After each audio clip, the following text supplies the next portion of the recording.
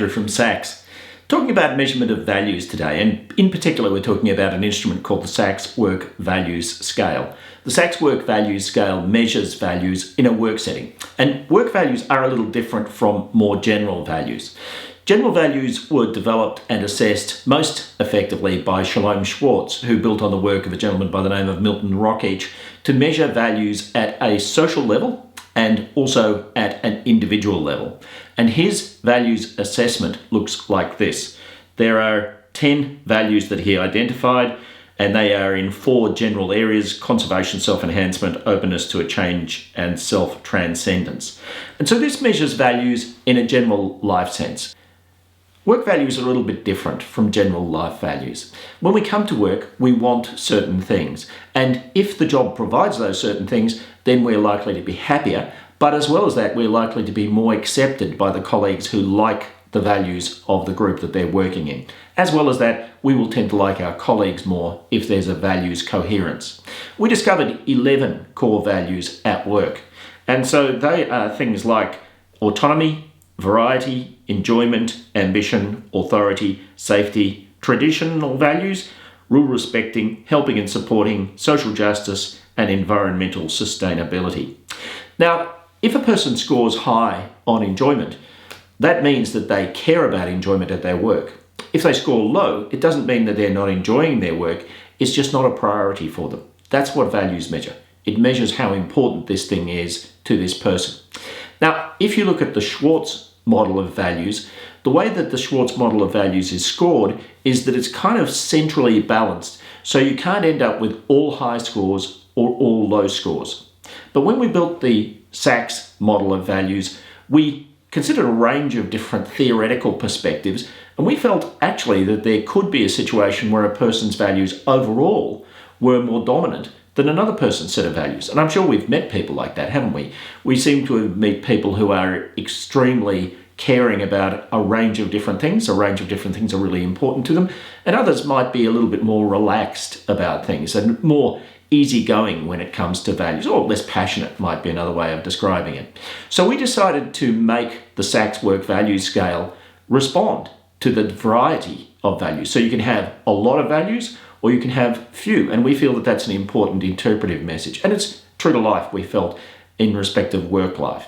So let's look at some scores. Here is a person with very high values. And so you'll see that all of these scores, variety, autonomy, ambition, and so forth, all high right the way around. So autonomy is the lowest of these very high values, but that suggests that this person wants an extremely wide range of things from their work life. I would suggest it's a really good idea to interpret this values assessment with the person's personality assessment and their cognitive ability assessment, because if they're really smart and really hardworking, it may well be that they'll be able to achieve all of these different values. The one thing that you might find is, let's say if they're quite an emotional person and maybe not so strong in cognitive ability and maybe a little bit lower in conscientiousness, then they may struggle with the conflicts between these values. Because you see these values are showing things that are close together, like variety and enjoyment, but you're also seeing things that are opposite each other, like, for instance, enjoyment and traditional values. And what that means is where a person's strong on values which are opposite each other in a psychometric sense, in a measurement sense, that means that there can be conflicts. You know, one part of me wants to have fun, another part of me wants to adhere to traditional views of life. And here we have a person who has some high scores and some low scores. You see, enjoyment, helping and supporting, variety, and social justice are all high.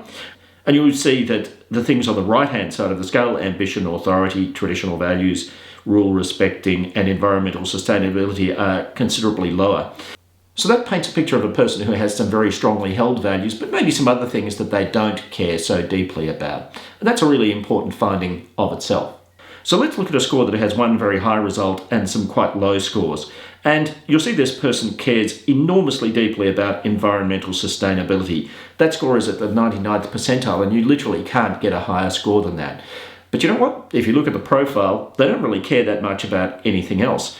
And so the thing that you must watch there is whether this person is kind of a zealot on that point, so strongly committed to that, that they really don't care much about anything else. Once more, if you look at this in the context of the person's cognitive ability scores and their personality scores, that will help you to interpret how this is likely to play out in the work world.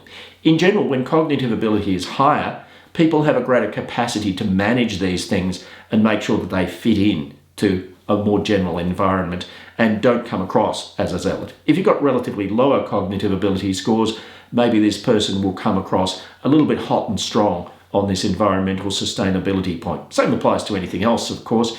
If, for instance, authority had been very high, then that would equally apply. Also, personality. And the one thing I always tell people about values and personality is that your values sometimes coincide with your personality. And you'll see that this person's not very high on variety, 28th percentile. So you will get a situation where a person's value scores either accord or conflict with their personality scores. And in the case of variety, that's a value, which means that's a goal I want to pursue, and this person doesn't want to pursue this goal.